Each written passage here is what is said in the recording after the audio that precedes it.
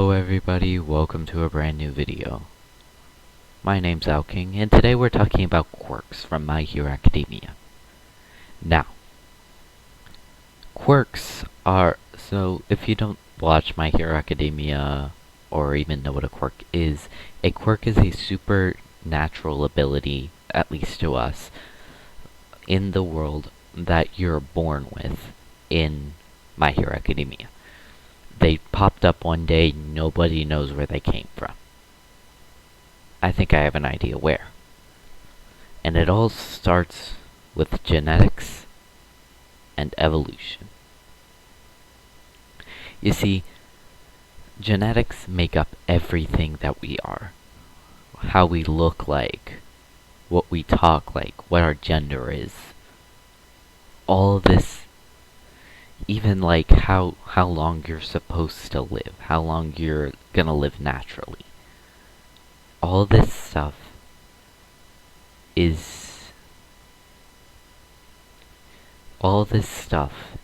determined by your DNA.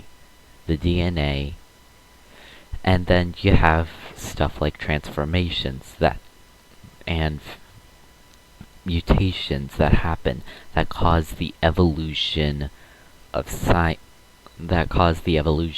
beings, like how chickens can be related to ginormous dinosaurs, or how insects were much larger back in the prehistoric era.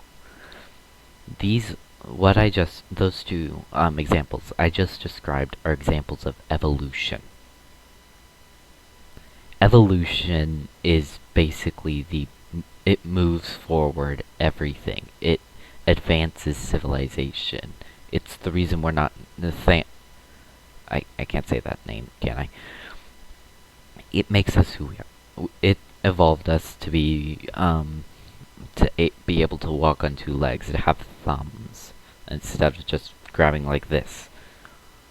All this stuff is related to genetics. Well, what does this have to do with some random abilities in anime? So, I want you to think about this. So, we have individual quirks. None of them are ever repeated. As far as we know in the series, no single quirk is exactly identical. Each person has a unique, individualized quirk. We also know that these quirks randomly started popping up. Nobody knows the reason why. We also know that a quirkless person, a person without a quirk, can come from two parents who also have quirks.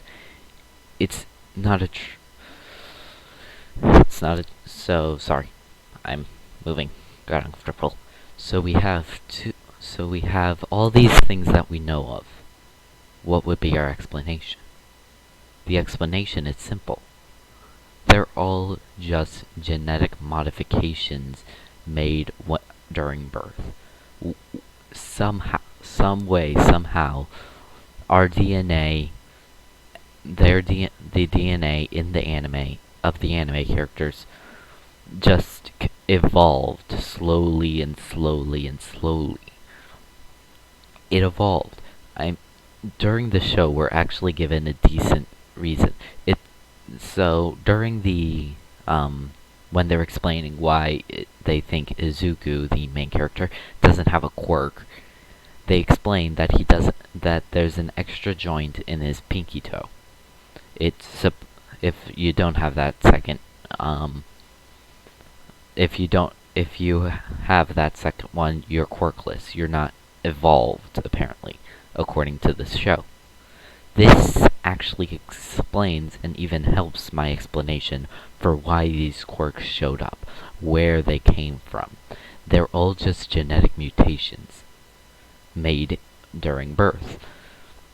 The DNA just simply creates these new abilities that your body now has control of.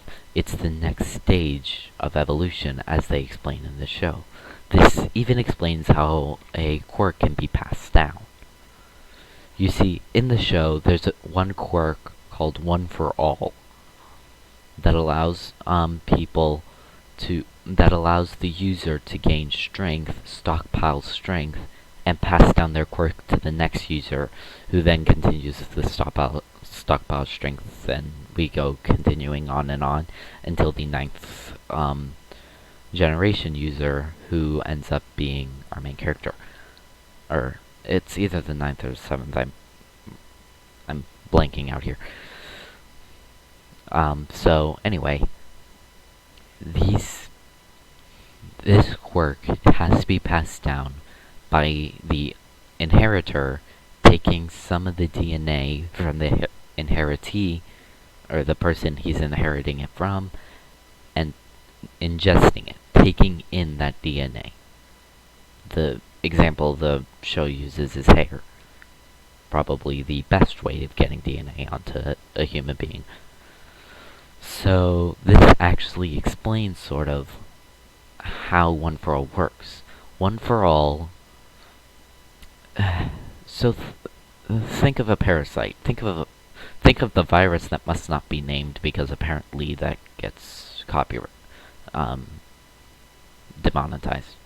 I'm not monetized to begin with, but if I ever get monetized, gonna look at monetized.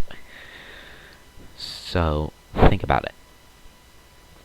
Think of One for All like this virus. So you take in the little strands of DNA. You take in that DNA. What I think that the DNA does is it takes itself, it goes around, finds all the DNA in the body, slowly going throughout the body, slowly filing throughout the body, and integrating the One for All quirk into that person. Because people can't get passed down quirks normally. You can't pass down a quirk normally in this series. And this makes sense, because you can't normally do something about DNA. You can't normally change someone's DNA. But this one quirk, somehow, the quirk sort of became sentient. If that makes sense. It became semi-sentient. It has the ability to reproduce, obviously, if you're taking some DNA, shoving it into you, and now you're instantly having a power that you couldn't have possibly. Again, because this must be linked to your DNA. It's the only logical explanation for it. So, I think it just slowly spreads throughout the body. It slowly integrates itself to your DNA. It integrates yourself to your building blocks. What creates you, slowly adding itself in until you completely have control of the quirk. You have the complete abilities. You can use the quirk. And, well, this is sort of my explanation. I mean, there's not much other explanations you can create for a power that can be gained through a certain other power. Powers that randomly pop up. You can have two people who... another one that even makes even more sense is how how two people with quirks can have a quirkless person. Have a quirkless person as a child. This also makes sense if you follow the DNA thing through something called So, I'm starting to think how. Okay, so normally when you're born, there are two main. Okay, let me start from the beginning here. When you're born, you inherit half your traits from your mom and half your traits from your dad. These traits can either be recessive or dominant. These recessive and dominant quirks. So if recessive both come together, so if you have a person with so you have to follow something called a Punnett square. And you would think that quirks, think about this like this. So quirks are uppercase, they're dominant, they overshadow the quirkless. And then the lowercase is the recessive. It gets overshadowed by that. If you were to have someone with, you see, like, big F, little f, they would have a small, and I'm using F for example, I don't know why. So, you cross a big F with a little f, and a big F with a little f. You cross those two big F's and little f's. That sounds weird, I know, just stick with me here. It's how Punnett squares work. So you do that, you have a 25% chance, if we're being completely even here, a 25% chance of having somebody who is quirkless. Which is why, still, in the show, there are 20% of people who still don't have quirks. It's a near identical match to the 25% you would have if there's recessive. So, I guess that's my ideas. See you later. Also sorry for the anime video. Peace.